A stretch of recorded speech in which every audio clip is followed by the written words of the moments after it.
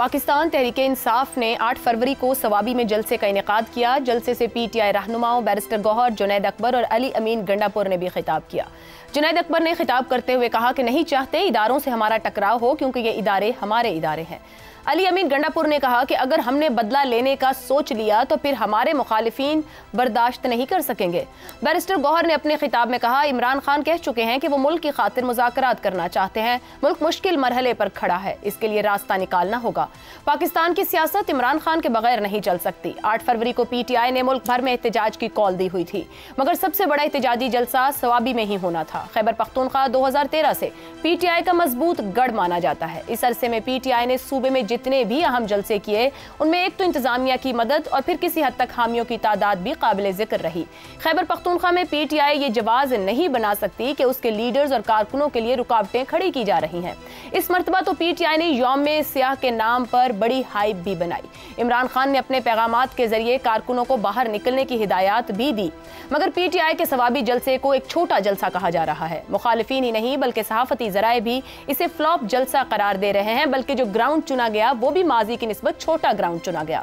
बल्कि सूबाई सदर जुनैद अकबर ने पार्टी ओहदेदारों से इस पर रिपोर्ट भी तलब की है कि कौन सा ओहदेदार कितने कारकुन लेकर आया। इससे जाहिर हो रहा है कि जुनैद अकबर भी इस जलसे को कामयाब जलसा नहीं समझ रहे। लाहौर या इस्लामाबाद में पीटीआई का जलसा फ्लॉप हो जाए तो समझ में आता है, मगर खैबर पख्तूनख्वा के जिला सवाबी में पीटीआई के जलसे के नाकाम होने की क्या बड़ी वजूहात हो सकती हैं। सवाबी जलसे की नाकामी में पार्टी के अंदरूनी इख्तिलाफात को बड़ी वजह करार दिया जा रहा है। इस हवाले से एक मरतबा फिर अली अमीन गंडापुर की हिकमत अमली ही जेरे बहस आ रही है। ये तासुर है कि अली अमीन गंडापुर नहीं चाहते थे कि उनके मुखालिफ समझे जाने वाले जुनैद अकबर को कामयाब जलसा करने का क्रेडिट दिया जाए। यही वजह है कि माजी के बरक्स इस मरतबा इस जलसे को उस तरह की इंतजामी सपोर्ट फराहम नहीं की गई। खैबर पख्तूनख्वा में पीटीआई के 12 साला दौर में गंडापुर तीसरे वजीर आला हैं। परवेज खट्टक और महमूद खान के दौर में भी पार्टी में अंदरूनी इख्तिलाफात रहे। इमरान खान से मुतालिबात मनवाने के लिए इस्तीफों और फॉरवर्ड ब्लॉक बनाने की धमकियां भी दी जाती रहीं, मगर अब जिस तरह ये इख्तिलाफात पार्टी जलसों को ही नाकाम करना शुरू हो गए हैं, इससे पहले खैबर पख्तूनख्वा में ऐसी नज़ीर नहीं मिलती। पीटीआई की सियासी मुखालिफिन की तवक्कुआत से भी बढ़कर नाकाम होने वाला सवाबी जलसा इमरान खान और उनकी पार्टी के सियासी मुस्तकबिल को लेकर अहम सवालात खड़े कर रहा है। जलसे जुलूस 2011 से पीटीआई का अहम सियासी टूल रहे हैं। अब अगर इसके अपने सूबे में इसका यह आजमूदा नुस्खा भी पीटीआई के काम नहीं आ रहा, तो इसके लिए क्या पार्टी के अंदरूनी इख्तिलाफात को ही मुवर्दे इल्जाम ठहराया जाएगा, या फिर दूसरे सूबों की तरह खैबर पख्तूनख्वा में भी पीटीआई बहुत सी वजूहात के बायस अपनी सियासी हैसियत खो रही है। पैनल की इस पर राय क्या है, इसी सवाल में जानने की कोशिश करेंगे। जलसे धरने पीटीआई का अहम सियासी टूल, यौम सियाह की हाइप, सवाबी जलसा फ्लॉप, वजह क्या है, अंदरूनी इख्तिलाफात, वजीर आला खैबर पख्तूनख्वा या अवाम की बस हो गई। जैगम साहब, पंजाब की बात की जाए, लाहौर में नहीं जलसा होने दिया, इस्लामाबाद में रुकावटें खड़ी की जाती रही। चलें, समझ में आता है कि दूसरी हुकूमत मौजूद है, मगर सवाबी में होने वाला जलसा जिसके लिए यहाँ तक था कि नजरन पंजाब से तमाम काफिले वहाँ पहुँचने थे, मगर सूरत हाल कुछ मुख्तलिफ दिखी है। एक 8 तारीख, 1 साल मुकम्मल होना, यौम सियाह, भरपूर लीडरशिप तब्दील की गई, एग्रेसिव टोन और स्टाइल अपनाया गया। क्या वजह बनी, कौन थक गया है? देखिए, ये बात दुरुस्त है कि पीटीआई उतनी बड़ी तादाद में जलसे और मोबिलाइजेशन नहीं कर सकी जिसका उसने तासुर दिया था या जिसकी तवक्को की जा रही थी। लेकिन आप ये भी ज़हन रखिए कि उन तो बहुत ही मुश्किल था और तकरीबन नामुमकिन बना दिया गया था। जहां तक किसी जलसे की कामयाबी या नाकामयाबी का सवाल है, तो मैं समझता हूं कि ये एक बहुत बड़ी हद तक एक जाती राय की बात भी होती है, क्योंकि अब ये इतना अहम रह नहीं गया कि किसी जलसे में कितने लोग आए हैं। हर जलसा असल में वो होता है जो मीडिया पर बर्पा होता है, कि किसी जलसे को मीडिया ने कैसे लिया, उस पर कैसी गुफ्तगू की गई, उस पर किस तरह की बहस की गई, उसको अवाम ने किस तरीके से परसीव किया। अभी तक ये बात है कि पीटीआई जो भी एक्टिविटी करती है तो उसको मीडिया बहुत बहस में लाता है, तो असल इवेंट जो उसको बनाता है वो मीडिया बनाता है। अब आप देख लीजिए, कामयाब या नाकाम, हम आज भी उस पर बहस कर रहे हैं। पूरी पाकिस्तान में बहस हुई, पूरे पाकिस्तान ने उसको देखा, अच्छा भी कहा, बुरा भी कहा। तो इस लिहाज से मेरे ख्याल में वो एक नाकाम एक्टिविटी नहीं थी। अगर उसमें कोई इश्तियाल होता, अगर उसमें तशद्दुद होता, तो फिर मैं यकीनन उसको एक नाकाम इवेंट कहता। कुछ थोड़ा सा उसमें ये बात भी है कि पख्तूनख्वा में इतनी मकबूल है पीटीआई और इतना कंट्रोल है उसका पीटीआई पे कि शायद उसने उस तरह से तवज्जो भी ना दी हो जो कहीं और जलसा करने के लिए, मुनक्किद करने के लिए वो करती। फिर थोड़ा चेंज ऑफ गार्ड भी था कि इस दफा जो इवेंट है उसका इंतजाम जुनैद अकरम और पॉलिटिकल पार्टी की साइड पर था। इंतजामिया के पास बरह रास्त इसका कंट्रोल नहीं था। ये एक लिहाज से अच्छी बात भी है कि पीटीआई ने जो वज़ीर आला हैं और जो इंतजामिया है उससे हटाकर ये इंतज़ाम अपनी सियासी जमात को दिया। और ये भी कहा जा रहा है कि इंतजामिया ने बहुत ज़्यादा उस पर वसाइल भी इस्तेमाल नहीं किए। मेरे ख्याल में अभी राइट ऑफ करना पीटीआई को इस वजह से कि उसकी सेकंड टियर लीडरशिप पे कोई इख्तलाफ है वो ठीक नहीं होगा, क्योंकि सेकंड टियर लीडरशिप पीटीआई में मैटर ही नहीं करती। पीटीआई में सिर्फ इमरान खान मैटर करते हैं। ये लोग जितना लड़ते रहें, जितना झगड़ते रहें, जो कुछ करते रहें, आखिरी फैसला तो इमरान खान का है। जिसको कबूल करे, जिसको निकाल दे। तो इंतजामी वसाइल की अहमियत कितनी ज्यादा है पीटीआई के जलसों के अंदर? पाकिस्तान के हर सियासी जलसे में इंतजामी वसाइल की बहुत अहमियत होती है, क्योंकि लोग जलसा बैठकर अपने टीवी की स्क्रीन पर, अपने मोबाइल फोनों पे देख लेते हैं। जाना किसी इवेंट में शरीक होना एक